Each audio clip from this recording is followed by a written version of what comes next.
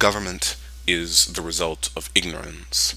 The ignorance of the people not knowing how to handle a national crisis, not knowing not knowing how to survive together or interact together by transcending cultures, occupations, and specializations.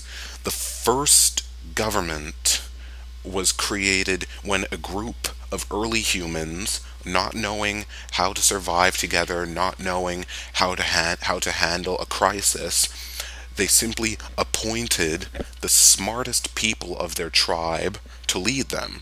These leaders quickly became despotic, hoarding resources and goods, and controlling their people through loyal supporters, or as we today call them, soldiers and police. Then they start telling their people how to live, who to live with, what to eat. Then they started coming up with funny names. They started coming up with funny names for their positions to identify themselves from other rulers. Names like emperor, king, sultan, shah, czar, shogun, premier, chancellor, even America's deeply held title of president. Then, as these rulers, countries, and kingdoms, territories begin to expand, Eventually, they start bumping borders. Now, each ruler, each ruler in such a border, in such an encounter, does not want the other ruler interfering with their own rule. So they tell their people that coming together, interacting with the other ruler's people would infringe on their sovereignty. Sovereignty is a government tool to keep people in line, to keep themselves in power. The claim of sovereignty makes people fear. It breeds contempt and fear against other people. But everyone in the world is more alike than anyone knows. Then these rulers, they want even more power over their people. They want to make their people even more ignorant. So they decide to find a commonality, a similarity in the majority of the people, like the Roman, like a commonality of ethnic Romans would be a bridge nose. We all know the commonality among the Chinese and Japanese, and their rulers declare such characteristics as making them superior to any other people, and the people actually buy into that. They believe it. That having a bridge nose makes you superior, makes you superior to someone who doesn't. That is not sensible. Pretty soon the people themselves take this, and they come up with ethnic power, white power, black power, Asian power, Hispanic power. None of these exist.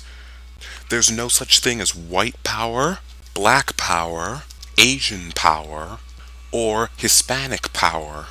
There is only manpower. And until we realize this, we are just going to continue to kill each other by the millions over issues our great grandparents had that have absolutely no relevance today.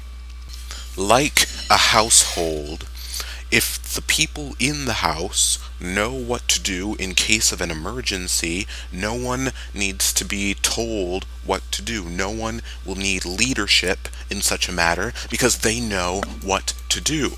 But since we have government, especially in America where the people are so ignorant, the government does everything. You see what happens throughout history when people stop being ignorant. They have revolutions against their totalitarian rulers, their kings, their shahs, their czars. Most Americans are so ignorant they cannot even name they cannot even name their own right their own right their own rights by the Bill of Rights. They cannot Most Americans cannot recognize the Bill of Rights or the Constitution when they're reading it. So then you're thinking, well, why would I need to know this? Why would I need to know my rights? How would this help me in the real world? It helps to know what you are entitled to so that you know what the government cannot take away that they are currently trying to do. But Americans are so wrapped up in the media with celebrities, with with these useless with these TV shows, that if all of our rights, but speech and assembly, were taken away from us tomorrow, two-thirds of Americans would not be affected because they do not exercise their rights, because all their because they just do TV, just media, sports, and leisure. Take the war in Libya for example. We're pretty much at war we're pretty much at war with Gaddafi Libya, and it is in the Constitution that only the Congress can declare war. The President Obama did not go to the Congress for authorization to send military aircraft to bomb Gaddafi's military. So if you think that since the Congress didn't declare war that we are currently not at war with Libya, consider this. Japan did not make a formal declaration. Japan did not make a formal declaration of war against us. They just sent 300 bombers to kill over 5,000 Americans and Hawaiians and sink half our Pacific fleet. If that's not a declaration of war, I don't know what is. Sinking half a nation's navy in a single day. But no one's complaining about no one's complaining but the libertarians about Libya. That there have been, as far as I know, no protests, no rallies against the war in Libya. We're just rolling with it because we don't know anything about the war. I mean, most Americans can't even point out Afghanistan or Iraq on a blank map of the world. Sure, we know the name of the place where our soldiers are, but we have no idea where they are. We have no idea where this place is. So most Americans don't know where their fathers, sons, brothers, and friends are. 55% of Americans believe that the Constitution founded the United States as a Christian nation. Nowhere in the United States does it specify a state religion. The United States was not founded to be Christian. It was not founded to be Jewish, atheist, Muslim, Sikh, or pagan. The United States was founded to be a safe haven for where the people of the world could flock to escape the tyranny of their czars, emperors, shoguns, and rulers.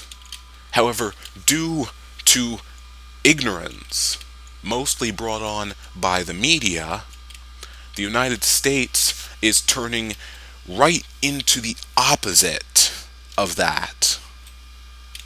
So, unless things change about this country's screwed. I give it 5 years tops.